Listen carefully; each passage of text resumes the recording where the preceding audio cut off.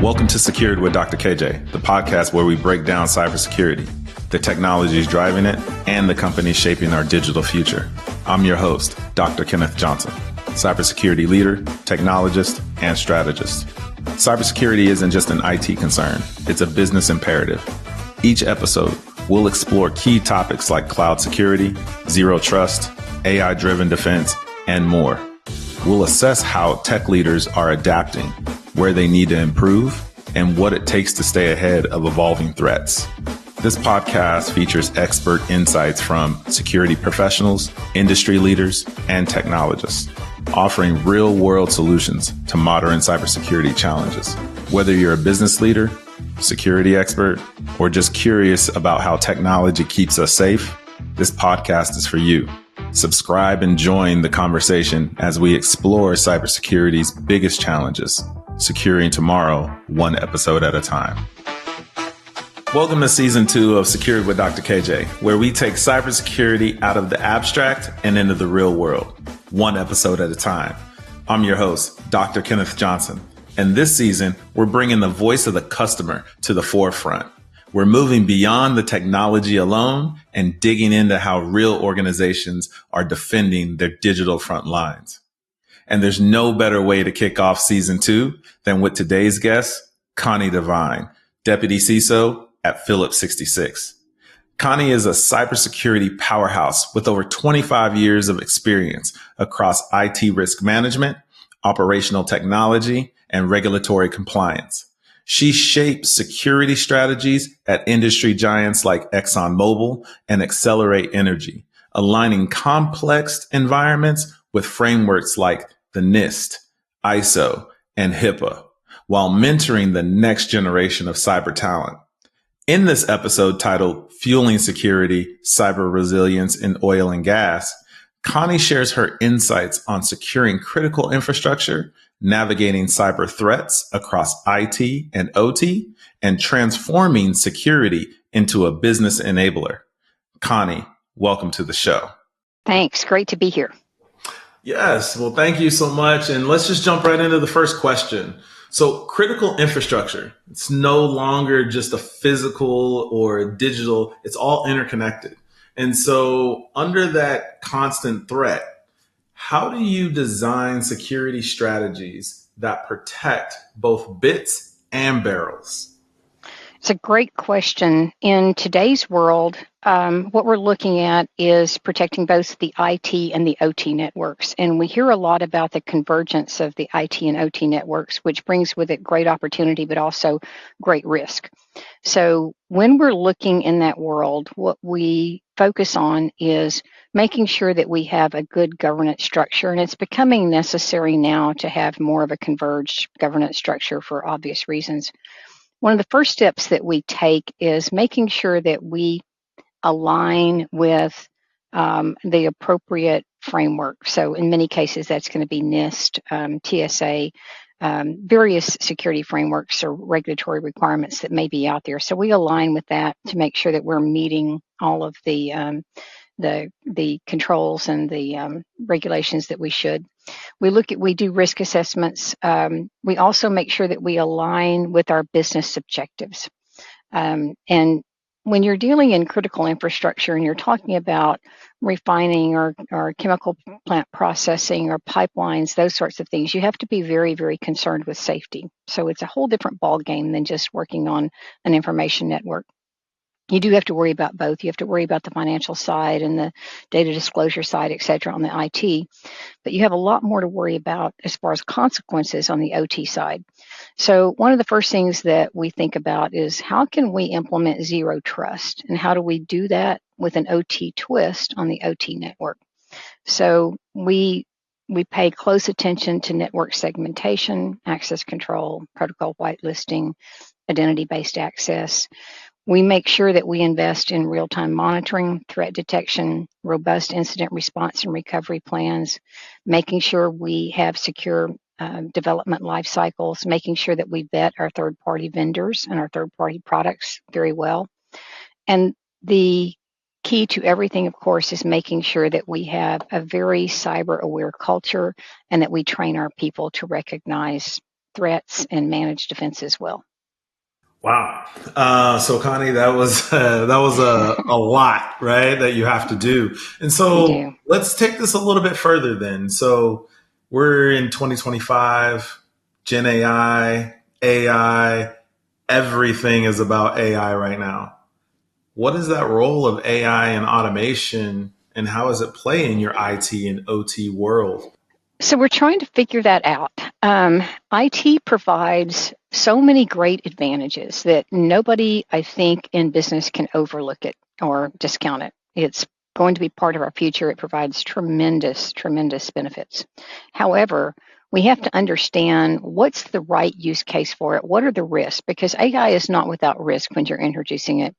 It's a technology that is incredibly exciting. I think this goes back to like the early 90s when all of the application software was first being developed and the internet was really coming into its own. It's like there's new things out every day. And that's what the AI world feels like right now. Lots of opportunity. We are not sure exactly at times about, is this the right tool? So there's a lot of evaluation going on, a lot of piloting. Let's try this. Let's see if it works. What we're also seeing is that vendors are rapidly introducing AI into their tools. And so it is converging upon us very quickly. And we're just trying to get our arms around exactly what is the right use case for it, where does it bring the best benefit, and how do we manage the risk appropriately. No, and that makes sense. And so when you talk about your vendors and how they're infusing AI, how does that then impact how you have done it in the past or worked with them in the past to now how you're supposed to work with them in the future? Do you have to have AI to work with those vendors, or how does that We look? don't necessarily have to have AI to work with those vendors. Many times there's a benefit and an opportunity that can be realized if you can do that. If your AI can work with theirs and you can get even better automation and efficiency out of it. What we do see, though, is that the vendors recognize the importance of this as an efficiency tool, as a marketing tool, and so they're very eager to take that on. Where that challenges us a bit is when we already have existing contracts with vendors and we already have products in place. So when vendors start to update something, it's important that they let us know, I'm adding this component in. We may have very sensitive data that we need to protect. And so we may need to understand, well, is that a public model? Is that a private model? How are we protecting our sensitive information? Exactly what does your AI do? How well proven is it? How does all of it work? So there is a certain amount of risk evaluation that has to be taken on by the critical infrastructure service providers whenever their third-party vendor changes. So also making sure that in our contracts, we let those vendors know, you need to let us know if you're changing something critical like that, because it could have a big impact on us. We encourage the discussion and the collaboration because we want those efficiencies probably even more than they do. So both aspects of that, I think, of that have to be looked at.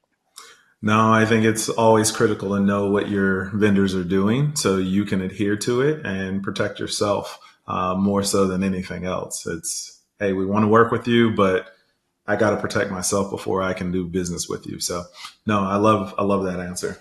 And so, when you think about the energy sector, it's a top tier target for nation state actors and cyber criminals. So, what keeps you up at night that most organizations don't even worry Geopolitical events, about? those can have a very immediate effect on the oil and Hmm. gas industry.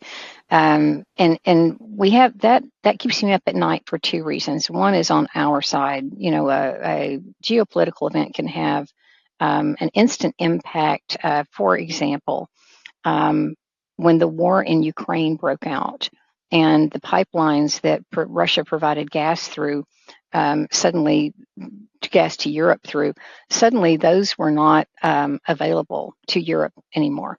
And so what that meant was that certainly that was a change for the service providers operating in that region, but it was also a change for the countries. So countries like Germany, Finland, other countries in that sector had to worry about where were they going to get gas supplies from to heat their countries through that winter. There are countries that without oil and gas supplies, you don't have enough fertilizer. Fertilizer is incredibly important to being able to produce enough food. So I think about it a lot on the side of the countries that are customers and very dependent on the energy infrastructure to keep their countries and their economies running and their people safe. On our side, in looking at critical infrastructure, we do worry a lot about the OT side. Um, Historically, we've not seen as many attacks on the OT side for cybersecurity incidents as we have on the IT side. And that's because we relied so heavily on that isolation and network segmentation and physical controls, and nobody could get to it. And if you couldn't get to it, then you couldn't attack it. In recent years, because the OT network is becoming more open, people want more convergence between the IT and OT. They want to get to the cloud to achieve some of the efficiencies that you can get there. You can see that more of the vendors on the OT side are opening up a bit. And so what I think is that changes our cybersecurity perspective about the OT networks in the coming years. And our goal, of course, is to be way ahead of that and layer in the controls on the OT side, just as we have on the IT side. But I think that will become a bigger target in the future, and that worries me a lot. I think about that a lot. I also think about shipping lanes and transportation pipelines, those sorts of things, because our ability to refine and market and sell a product is very constrained by our ability to ship that product or to transmit that product through pipelines. And those can be very public and vulnerable targets. So worry about that as well. No, that's a big one, and I think let's kind of stay on that topic there. So, as you look at the pipelines, the transportation, how do you gather the threat intelligence and from to make your day to day decisions? We do that in a number of ways. So there are government agencies, of course, that help to provide that information. But there's also private suppliers, services that help provide threat intelligence. Our major vendors, of course, just like on the IT side, help provide that threat intelligence. And it's always reading and staying aware of what's actually happening out there. One of the first things that I'm doing every morning is scanning to see what happened overnight, what happened. Because sometimes those vendor attacks are out in the public news even before you hear about them on the alerts from your service providers or from the government sites. So I think it's staying aware of what's happening, making sure you know what you have in your portfolio. What do I have? Could that impact me? How did that happen? Could that be a copycat attack somewhere else? Could somebody leverage that? Who's going to get an idea from that? So just thinking continuously, relying on experts and expertise to flag things, keeping an understanding of what's happening geopolitically and who might be motivated to go do something now. It's definitely a tough job. We have people coming after us all the time. So, and especially our critical infrastructure, which is, I think, top of the line for those nation state attackers to come after us. So, but oil and gas, it really relies on a massive web of third parties. So from your suppliers to service providers to grid operators, how do you build trust without exposure in such a complex partner ecosystem? You know, supply chain risk are probably the biggest concern out there in the cyberspace world right now. We can control what we do. We can't necessarily control what our third-party suppliers do, and we are very dependent on them sharing information with us and letting us know what they're doing. So there's a lot of vetting of vendors that goes on even before a contract is written, even when you're first exploring the opportunities with a vendor. So understanding what that vendor's risk posture is, what is their security awareness like, how diligently do they apply controls, certainly looking at their SOC 2 and other types of reports that are available. But then it's looking at specifically at whatever application or service or software that they're selling or SaaS solution. What are they selling? What does that look like? Really technically understanding what the risks are with that. And making sure that those are appropriate for whichever environment you're going to put them in. So it does take a lot of vetting. No, I love the vetting process. And I remember, was it a few years ago, maybe a little bit longer than that? I remember Walmart, they came out and said to their vendors that they need to utilize the Microsoft platform to do business with them. So have you implemented anything like that to where it's, hey, I need you to use this vendor to start to do business with us, or you continue to stay a little open? We continue to stay a little open. I think most of the oil and gas industry is pretty open on that. I will tell you, that certainly, Windows is the big operating system for business Right. worldwide. So that's very prevalent. But there are opportunities. It becomes constraining in some ways. And oil and gas is a very diverse business. It's got a very diverse business model. So where Walmart's is actually fairly simplified, right? They're buying products, selling products, distributing products.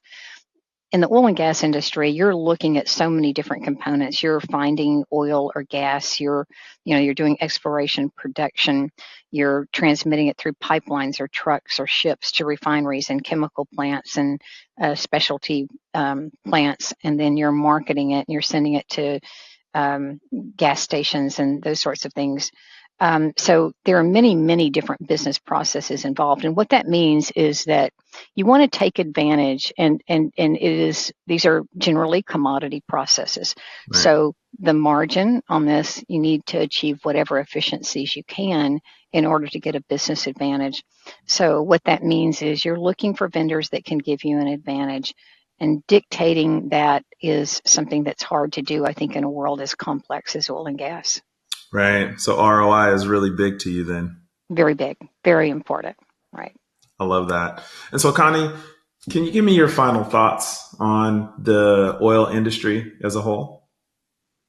It's a very critical industry, and it will continue to be for many years to come.